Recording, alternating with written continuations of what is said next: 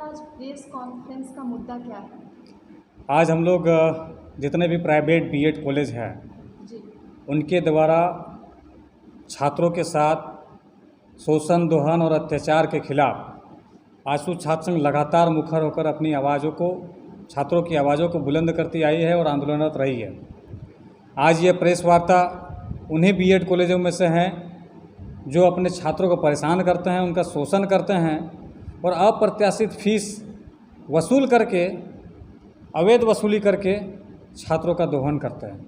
उनमें कुछ ऐसे प्राइवेट बीएड कॉलेज हैं जिनके जो प्रिंसिपल हैं, हमने जांच में पाया, हमारे पास ये सर्टिफिकेट है, हमारे पास ये पेपर है कि वो जिस प्रकार से अपने प्रिंसिपल पद पर जो बहाली हुई थी उनका, तो वहाँ पर उन लोग फर्जी सर्टिफिकेट के आधार पर उन लोग प्रिंसिपल पद पर आसीन बैठे हुए हैं। तो वैसे फर्जी जितने भी प्रिंसिपल हैं, उन सभी प्रिंसिपलों के खिलाफ हम लोग आंदोलन छेड़ने का काम कर रहे हैं और वो जो फर्जी तरीके से प्रिंसिपल के पद पर बैठ करके छात्रों का जो शोषण कर रहे हैं, उनको कुर्सी से हटाने का काम हम लोग करेंगे।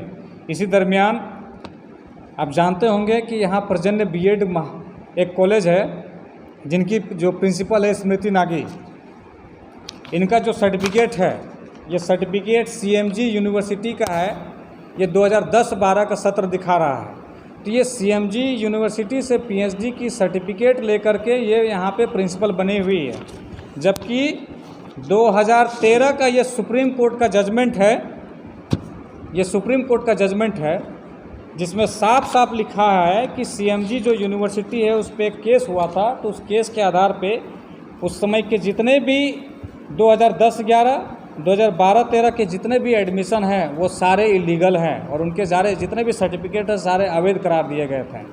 तो ये सुप्रीम कोर्ट का जजमेंट है कि उस यूनिवर्सिटी से जितने भी डिग्री लिए हैं, एडमिशन लिए हैं, सारा इलीगल है। उसके बाद में जब सुप्रीम कोर्ट का जजमेंट आया तो एनसीटीई जहाँ से बीएड कॉलेजों को मान्यता मिलती है, जिनके एफिलिएशन से, जिनके लाइसेंस से बीएड कॉलेज का संचालन किया जाता है, उनके द्वारा मीटिंग की गई थी 167वीं मीटिंग में। वहीं पे एक केस आया था सीएमजी यूनिवर्सिटी का कि इसी तरह का प्रिंसिपल बना हुआ था। तो एनसीटीई ने भी खुद ये चीज़ मानने को इनकार कर दिया कि जो भी प्रिंसिपल सीएमजी यूनिवर्सिटी से पीएचडी की डिग्री लिए हैं वो प्रिंसिपल एक्सेप्ट नहीं किए जाएंगे। और उस कॉलेज को साफ निर्देश दिया गया था कि आपको उस कॉलेज में दूसरा प्रिंसिपल की नियुक्ति कीजिए।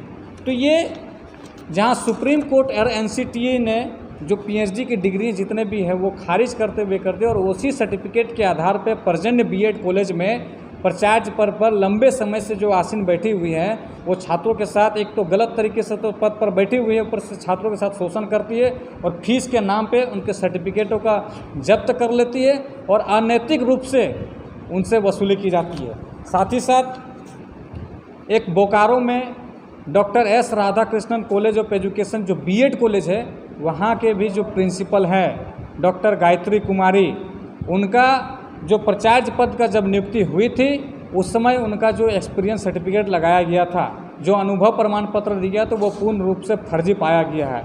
और उसी ये दोनों बीएड कॉलेज के प्रिंसिपल जो फर्जी प्रमाण पत्रों के आधार पे अपने पद पर आसीन बैठे हैं, उनके खिलाफ हम लोगों ने पेपर से लेकर के सड़क से लेकर सदन तक हम लोग आंदोलन के लिए आगे बढ़ रहे हैं। साथ ही साथ एक मामला है राजगंज डिग्री कॉलेज राजगंज का। यहाँ पे श्री रंजीत कुमार सिंह, इसकी कहानी बड़ा रोचक है। अगर आप सुनिएगा तो इसमें मिलेंगे कि 1990 के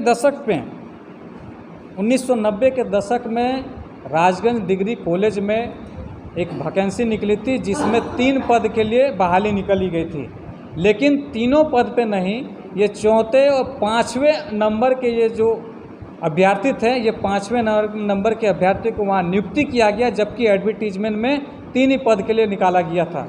इसमें इनका जो है उस समय 1990 में पॉलिटिकल साइंस के लिए इनको नियुक्त किया गया था, इनको बहाल किए गए थे, जिस समय इसकी एमए में पॉलिटिकल साइंस की जो प्रतिशत थी वो 49% थी। तो कहीं से भी यूजीसी के नॉर्म्स के आधार पर ये एलिजिबल नहीं थे कि वो एज ए लेक्चरर के रूप में कहीं पढ़ा सकते हैं। इसके बावजूद यह उस कॉलेज में पढ़ाते आए और लंबे समय तक बाद में जब इन पे जांच चला, ये सब मामला बाहर आने लगा, तब बिना जीबी की आधिकारिक बैठक के, बिना विज्ञापन के निकाले हुए, बिना जो विधिवत प्रक्रिया अपनाई जाती है बहाली के, उसके किए हुए इनको इंग्लिश का लेक्चरर बना दिया गया। ये इतना बड़ा जो षड्यंत्र के तहत काम किया जा रहा कि पैसों का खेल करके, ये 2002 की घटना है कि 2002 में जब वर्ष 2000 था, उस समय फिर से एक बहाली निकली थी राजगंज डिग्री कॉलेज में, जिसमें ये एप्लीकेबल नहीं थे और ये इन्होंने कोई अप्लाई नहीं किया, तो कोई आवेदन नहीं दिया था। लेकिन वर्ष 2002 में इनको बिना किसी विज्ञप्ति के, बिना विधिवत प्रक्रिया के इनको इंग्लिश का लेक्चर बना दिया गया। और इसमें सबसे बड़ा इस कॉलेज में जो भ्रष्टाचार सामने आया है कि जो शिक्षकों का जो इंक्रीमेंट होता है, ये 1990 के समय से इंक्रीमेंट लिया जा रहा है।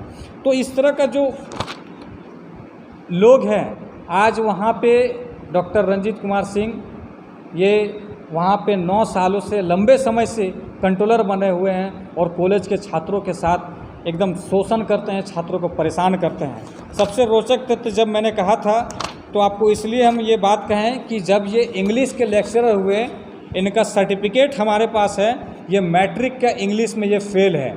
उस समय मैट्रिक 200 मार्क्स का हुआ करता था, जिसमें 60 नंबर में पास है। इसमें उन्होंने एक पेपर में 17, एक में 16 ला करके इन्होंने 33 नंबर ला करके ये फेल हो गए थे।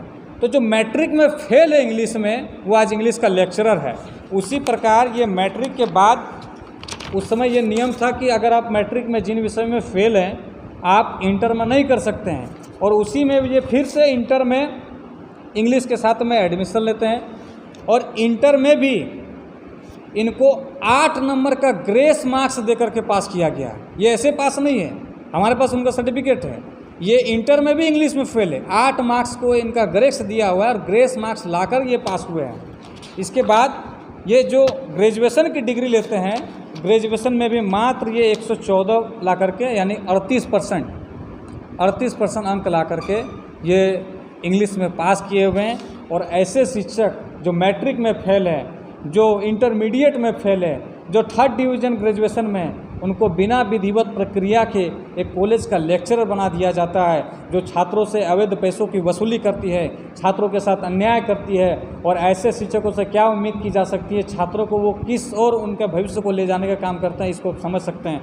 तो यही सब चीज़ों को लेकर के आज हम लोग तीनों बीएड, 2 बीएड कॉलेज, एक राजगंज डिग्री जो प्राइवेट कॉलेज है, इनके खिलाफ मोर्चा खोला है। और हम लोग आज यहाँ पे प्रेस वार्ता के माध्यम से ये कहना चाहते हैं कि इस मामले को हम लोग आगे लेकर के जाएंगे और आगामी समय जो हमारे कुलपति माननीय महोदय होंगे, उनसे हम लोग विशेष जांच समिति के आग्रह करेंगे। उसके बाद हम लोग राजभवन तक जाने का काम करेंगे। यही नहीं छोड़ेंगे जब तक ये जो दोनों प्राचार्य हैं, दोनों प्राचार्य और राजगंज डिग्री कॉलेज के जो शिक्षक हैं, उनको पदमुक्त करने का नाम करने, पदमुक्त नहीं हो जाते हैं, तब तक हम लोग आंदोलन करते रहेंगे। और हम लोग इसके लिए चाहे सड़क से लेकर चाहे सदन तक की बात हो, हम लोग आंदोलन करते रहेंगे।